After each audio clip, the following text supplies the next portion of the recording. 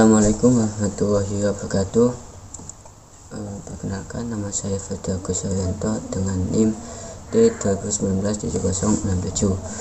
Di sini saya pemateri pertama dari kelompok 11 akan menjelaskan tentang apa itu yang dimaksud dengan model pembelajaran. Dalam proses pembelajaran dikenal beberapa istilah yang memiliki kemiripan makna, sehingga seringkali orang merasa bingung untuk membedakannya apa itu istilah tersebut. Adapun istilah-istilah tersebut adalah yang pertama model pembelajaran, yang kedua pendekatan pembelajaran, yang ketiga metode pembelajaran, yang keempat strategi pembelajaran, dan yang kelima teknik dan taktik pembelajaran. Di sini saya akan menjelaskan istilah-istilah yang telah saya sebutkan tadi. Untuk yang pertama, model pembelajaran. Yang dimaksud dengan model pembelajaran adalah bentuk pembelajaran yang tergambar dari awal hingga akhir yang disajikan secara khas oleh guru. Di sini lebih ke kreatifan guru ataupun karakteristik yang dimiliki oleh guru tersebut. Atau bisa difahami bahwa model pembelajaran ini juga bisa disebut dengan bingkai dari penerapan suatu pendekatan, metode, strategi maupun teknik dalam pembelajaran. Untuk yang kedua, pendekatan pembelajaran. Dalam pendekatan pembelajaran bisa diartikan bahwa sebagai titik tolak atau sudut pandang kita terhadap proses pembelajaran tersebut, yang merujuk kepada pandangan tentang terjadinya suatu proses yang sifatnya masih sangat umum dalam suatu pembelajaran tersebut.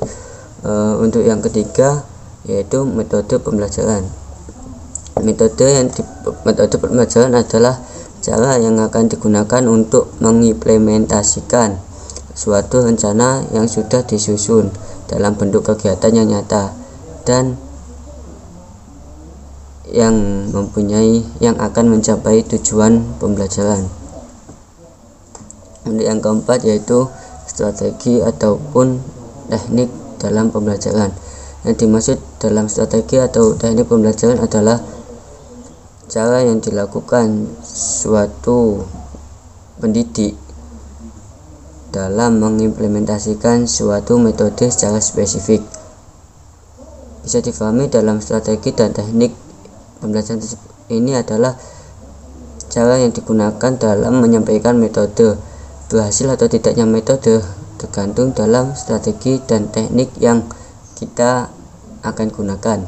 Untuk yang kelima, yaitu taktik dalam pembelajaran. Yang dimaksud dengan taktik dalam pembelajaran adalah suatu gaya seseorang dalam melaksanakan metode ataupun teknik pembelajaran tertentu yang sifatnya lebih ke individual. Apabila dalam pendekatan strategi, metode, teknik maupun taktik pembelajaran sudah tersusun menjadi satu kesatuan, maka akan terbentuklah apa yang disebut dengan metode pembelajaran itu sendiri. Jadi model pembelajaran pada dasarnya merupakan bentuk pembelajaran yang tergambar dari awal hingga akhir yang disajikan oleh khas suatu guru ataupun karakteristik guru tersebut.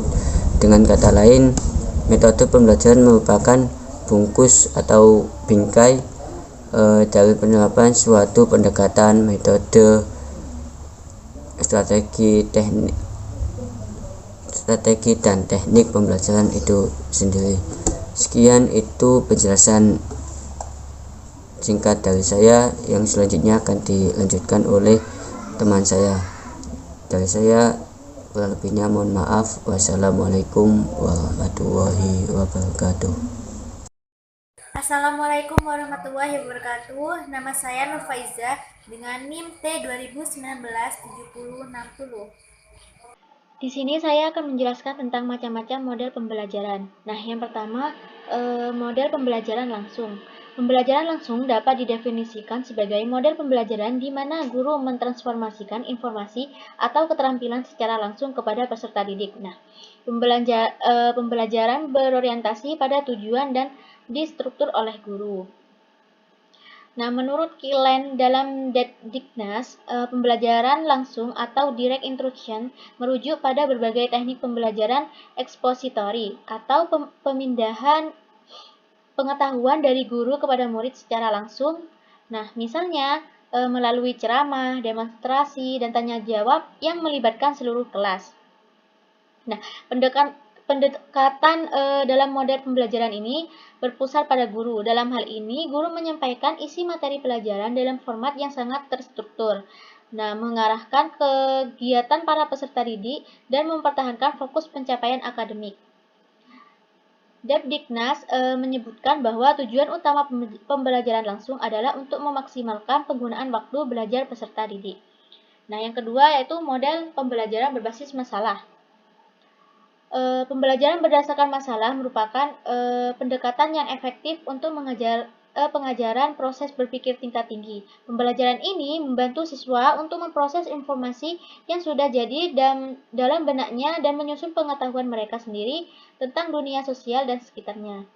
Pembelajaran ini cocok untuk mengembangkan pengetahuan dasar maupun kompleks.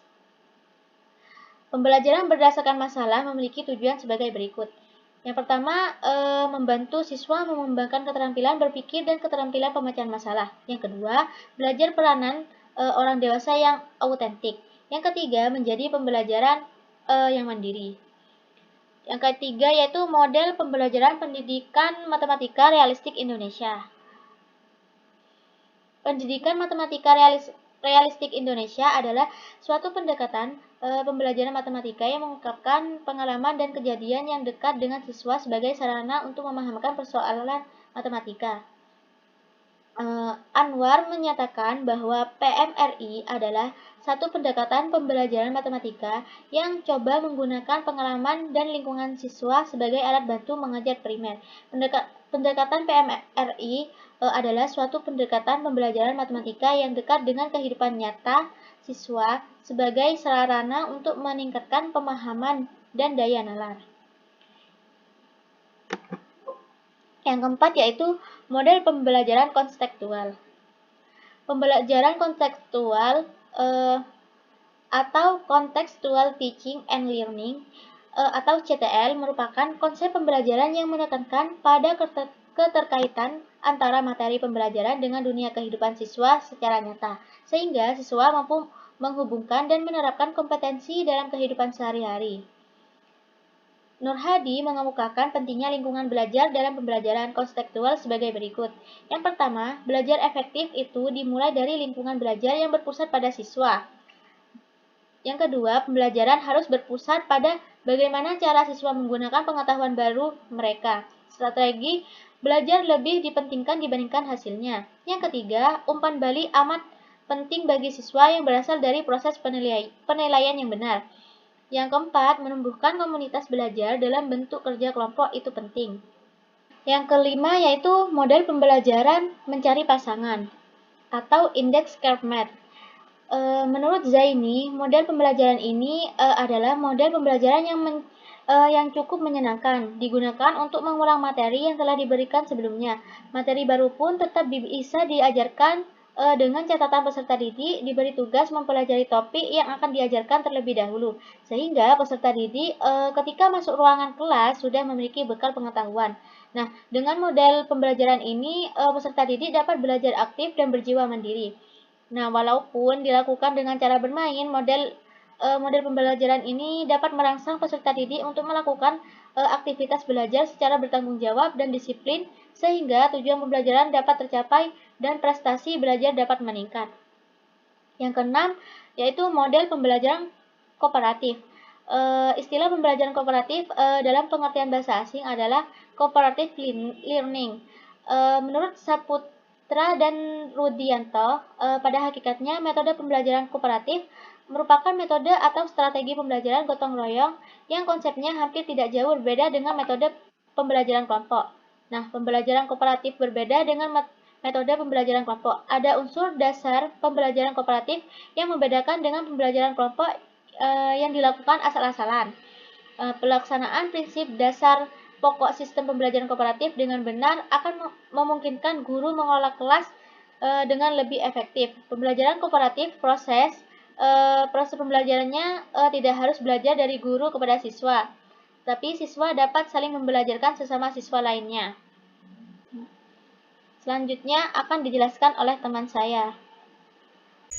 Nah, perkenalkan, nama saya Hilmiatus Ada dengan NIM T20197053. Nah, di sini saya sebagai pemateri terakhir akan menjelaskan mengenai contoh penerapan model pembelajaran berbasis etnomatematika. Nah, di sini contohnya yaitu pembelajaran berbasis etnomatematika dengan model kooperatif menggunakan permainan tebak-tebakan buah manggis. Nah, model pembelajaran kooperatif di sini merupakan metode atau strategi gotong royong yang konsepnya hampir tidak jauh berbeda dengan metode pembelajaran berkelompok. Nah, permainan tebak-tebakan buah manggis di sini bisa kita awali dengan membentuk siswa menjadi berkelompok yang terdiri dari 4-6 orang. Nah, dari tiap-tiap kelompok di sini akan dipecah masing-masing menjadi 2 kelompok. Nah, bisa kita lihat di sini pada gambarnya yaitu diagram pembagian kelompok permainan. Nah, di sini kita bisa melihat. Nah, kemudian tiap kelompok di sini akan disediakan keranjang buah manggis yang dimana keranjang itu bisa digunakan dalam media permainan menebak isi buah manggis.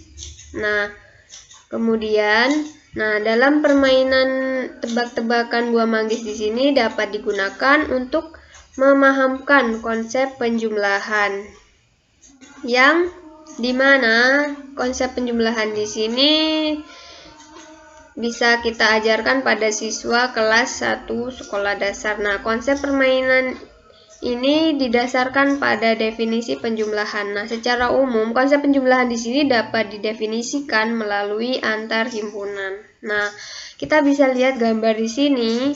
Sini ada himpunan A ditambah dengan himpunan B. Nah, jadi di sini kalau kita menuliskan dalam himpunan yaitu A gabungan dari B. Nah, di sini yang himpunan A di sini ada 6 isi, yang himpunan B ada 3. Nah, kemudian kita tambahkan 6 ditambah 3 jadi 9. Nah, kemudian berdasarkan gambar di atas ini, maka suatu buah manggis di sini dapat dianggap sebagai himpunan yang di dalamnya memuat anggota himpunan berupa isi dari buah tersebut. Nah, kemudian pada proses selanjutnya di sini, tiap kelompok di sini diminta untuk berhadapan. Nah, kelompok pertama yaitu memberikan tebakan kepada kelompok kedua dan seterusnya. Nah, misalnya kelompok pertama mengambil 1 buah manggis dengan kelopak kulit sebanyak 5 dan 1 buah manggis lain dengan kelopak kulit sebanyak 6. Nah, kita bisa lihat di sini gambar dari kelopak manggis yang berkelopak 5, di sini yang berkelopak 6. Nah, kemudian di sini langkah selanjutnya di sini siswa dapat menjumlahkan banyak kelopak kulit buah manggis. Nah, setelah itu siswa akan membuktikan hasil perhitungannya dengan cara membuka kulit manggis dan membilang banyaknya isi buahnya. Nah, dengan didapatkannya di sini hasilnya akan sama. Nah, kemudian siswa di sini akan dapat menyimpulkan bahwa suatu konsep A ditambah B sama dengan B ditambah A, atau yang biasa kita sebut dengan sifat komutatif dalam penjumlahan. Nah, mungkin itu yang bisa saya sampaikan, kurang lebihnya mohon maaf. Wassalamualaikum warahmatullahi wabarakatuh.